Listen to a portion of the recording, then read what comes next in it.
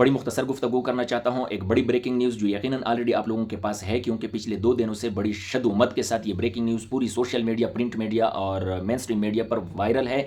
लेकिन उस breaking news के अंदर एक और ब्रेकिंग न्यूज़ है, मैं वो देने जा रहा हूँ आप लोगों को। यकीनन आप लोगों के पास ये खबर तो पहुँची होगी कि मशहूर ज़माना चोर नवाज़ शरीफ साहब अल मारूफ बगोड़ा साहब एक दफ़ा फिर पाकिस्तान से भागने का मंसूबा बना चुके हैं।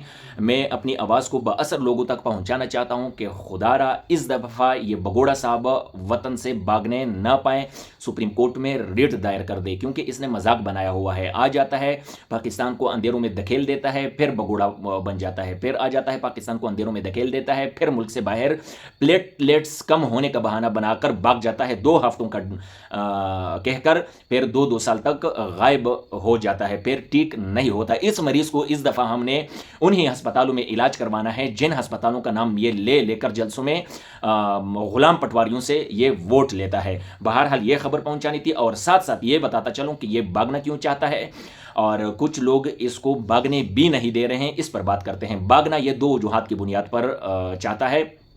एक तो इनके कान में किसी ने ये बात पक्की टक्की डाल दी, जो कि यकीनन सच भी है, कि इस दफ़ा मौलाना फजलुर रहमान साहब आप लोगों को पनाह देने वाले नहीं है। और ये किसी ने जिस किसी ने भी बोला है बिल्कुल सही बोला है। इस दफ़ा मौलाना साहब इनकी कोई मदद करने वाले नहीं है, ये खुद ही भुगतेगा जो भी होगा। और दूसरी बात यह है कि ये इसलिए भी भाग रहा है क्योंकि ये हमें कुछ राज व नियाज की बातें बताने वाले हैं, लेकिन पाकिस्तान में नहीं, पाकिस्तान से बाहर जाकर, पाकिस्तान से भगोड़ा बनकर वहाँ से फिर हमारे साथ अनलाइन होगा, फिर बोलेगा कि मेरे पाकिस्तानियों मुझे दुख हो रहा है, तुम्हें पता नहीं है, तुम्हें पता होना चाहिए कि मुझे किसने निकाला और मुझे क्यों निकाला, ये तुम्हें पता होना चाहिए। ये काबिल माफ़ी लोग नहीं है। क्या मतलब काबिल माफ़ी लोग नहीं है? उल्लू के पट्टे, तुम्हारा भाई वजीर आजम है, तुम यहां से भागकर वहां से हमें ये बातें बताओगे? परसों भी किसी प्रेस कॉन्फ्रेंस में ये बात की, तुम पकड़ो ना जो लोग काबिल माफ़ी नहीं है। तुम्हारा भाई किस चीज़ का वजीर आजम है? भाई तुम पटवारी को उल्लू बना सकते हो, तब बाकी पाकिस्तानियों को नहीं। जिन जिन लोगों तक आपकी कोता बरयानी पहुंचती है उनको बेवकूफ़ बना सकते हो, बाकियों को नहीं बना सकते। ठीक है, ये एक बात थी कि ये राज नियाज की बातें हैं, ये वहां से हमें बताना चाहता है।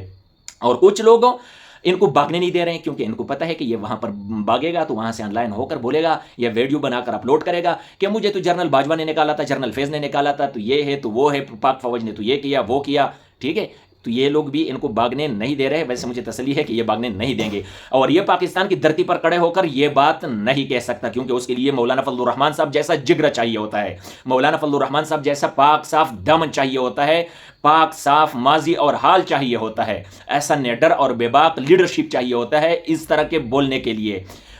मौलाना फजलुर रहमान साहब नंगी तलवार के साथ मैदान में उतरे हैं और एक एक को ललकारता है, नाम ले लेकर ललकारता है, जर्नेलों को भी ललकारता है, चीफ जस्टिस को भी ललकारता है, क्योंकि जिन जिन लोगों को मौलाना साहब ललकारते हैं वो खुद इतने दूध के धुले हुए हैं नहीं जो मौलाना फजलुर रहमान साहब पर कीचड़ उछाल सके। अभी तक पाकिस्तान की सरजमीन पर ऐसा माई का लाल पैदा ही नहीं हुआ जो इतना पाक साफ हो, जो कायद जमीयत जनाब मौलाना फजलुर रहमान साहब पर सिर्फ इल्ज़ाम लगा सके।